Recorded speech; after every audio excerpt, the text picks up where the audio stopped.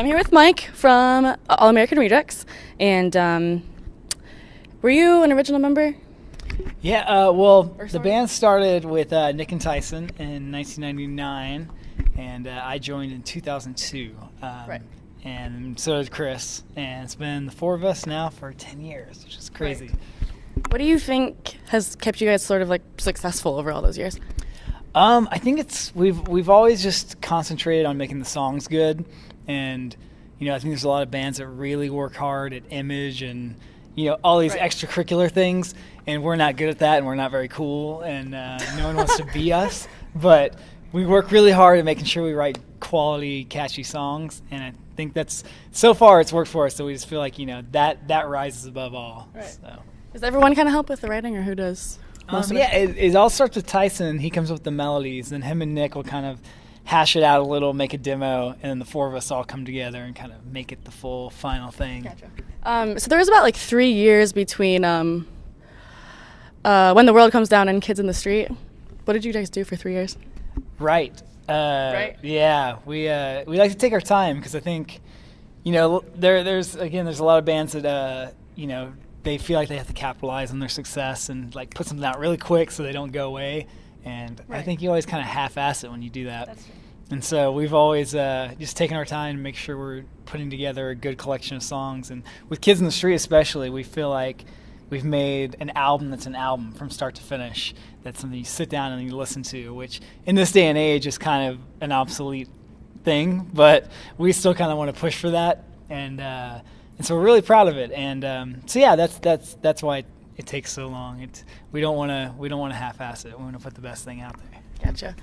Okay, so out of all the albums that the band has, what would you say your favorite one is? Kids in the Street's up there, just because it is, it is an album. Whereas the other ones, it's like those were the first, 11 or 12 songs that were like, all right, these are good enough to all go together.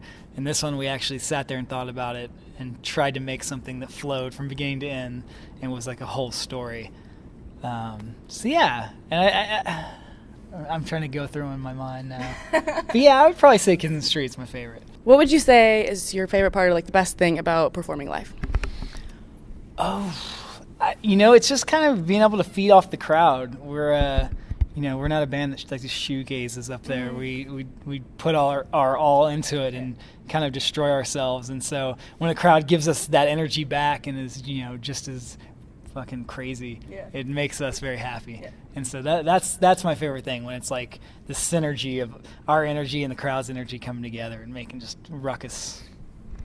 We were at your show a long time ago. 3 years ago at Michigan State, and they made everyone stay in their seats. Do you remember that at all? Like, it was just a seated show, and they didn't let anyone run up to the... Everyone just kind of stayed standing in the rows. It was terrible. Those are the worst. Yeah. I don't know why.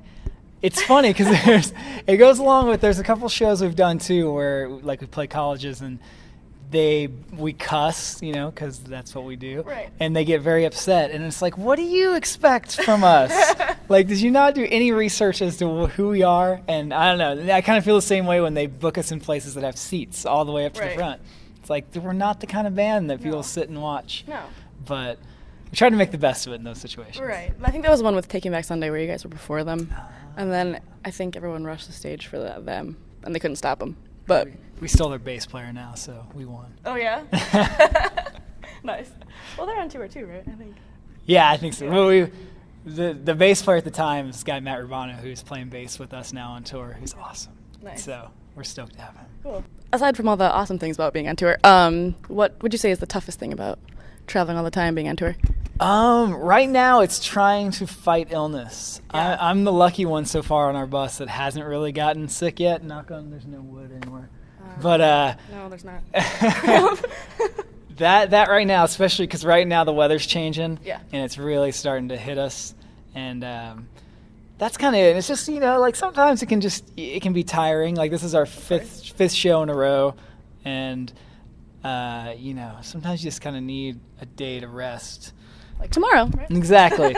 But it's hard to say anything really bad because it's kind of like I don't know, this is what we've always dreamed of doing, and so we feel very lucky. And there's like, some of people, and we talk to in other bands, who they get very like, I feel empty out here. I feel very homesick. I'm like,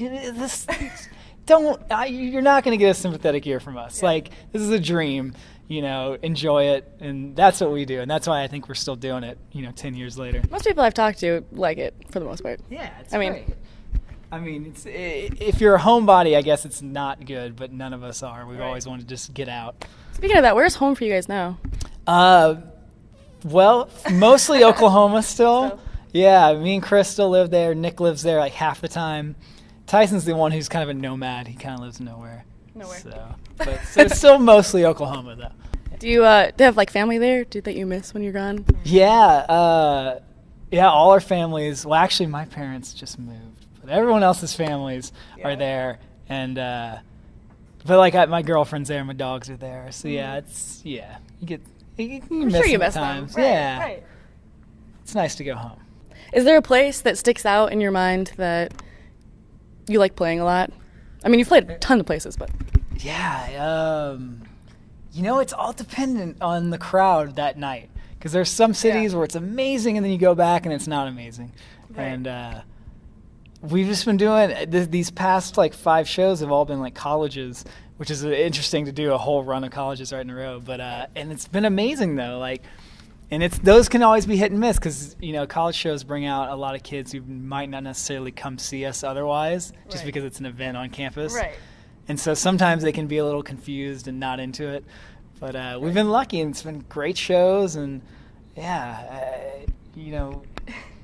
can't complain. Speaking of the crowd, have you seen any interesting fan art or AAR tattoos or anything? We have. We actually seen a few tattoos the past few nights, and it's really cool. Actually saw this lady got with blacklight ink, which I'd never seen in person. I heard of that. I don't even know. That's gotta be new, right? Or I've heard of it a few years ago. I heard it really itches. Which is when I wouldn't want to get That's weird. Well, I mean, every tattoo itches when it's healing, but I think it's continues to. It's especially okay, that's weird. Yeah. That's really weird. Were you involved in choosing the name All American Rejects? No, I came along later, but it's a really uninteresting story. it pretty much amounts to it wasn't taken, so that works. Gotcha. But I think as the years have gone by, we've found ways that it's probably a little more indicative of us than we'd like it to be, but it fits. Were you juggling around any other ideas? Do you know? Or yeah, they're worse than the name we settled on, which it's bad. But I don't know, something about a bad name that sticks in people's heads, so that's good. I mean, I've had friends that are in bands that have names and they have to change them because someone else has them out there that's on a record label or something like that. Yeah. So they have to change it. That was the thing. I think it was Nick and Ty were driving around. I don't know if you remember when record stores would have, when there were record stores, when they'd have those computers that you could look stuff up and they'd order it for you. Yeah. I think they drove around one night and kept looking up names until one wasn't taken. All American Rejects wasn't in the computer yet. All right, that makes sense. Hey, record stores still exist, by the way. I know. No, I'm not that young. No, I'm not saying that. I'm just as someone who buys a lot of records, it's been sad to watch it diminish over the years. Though there has been a little peak coming up lately. It seems like it's coming around. Yeah. So it's nice. People like to decorate their walls with records now. Instead of covers of records instead of playing them. Yeah, that's kind of weird, but I guess they're still buying them, so that's cool. Right. Yeah. I mean, but it is kids have us sign the record itself, and I'm always bummed out. I'm like, you can't listen to it if we sign it. And they're like, well, we never planned to. I'm like, all right. They're just gonna frame it. Yeah. Yep. But they'll probably go download the record and listen to that at least. So. Right. Listening in some respect, and they're still buying in some respect. Right. So I'm not gonna fault them. Right. You've been to Michigan a few times. Is there anything you like particularly about Michigan that sticks out? We always have great shows in Detroit. Yeah. I'm trying to remember if there's anything more specific than that. The fact that it's really crappy weather every time you guys come. Is it then? It does seem like it's always over to the window. I mean, we brought the nastiness today, unfortunately. It's been bad. That's Michigan for you. I guess the weather then. would be the answer to the question. The most memorable thing about it. Yeah. No, but I mean, we always have fun, and you know, we were in like the northern part of the state a couple days ago, yeah. and it was gorgeous there. Like the leaves were all turning. It is kind of prettier out there in the fall than it is down here, for the most part. But hey, there's Taco Bell here. I'm not going to complain. Right, as long as there's a Taco Bell right down the road, right? All right, we're done. Thank you for the interview. It's not on me, it's all on you.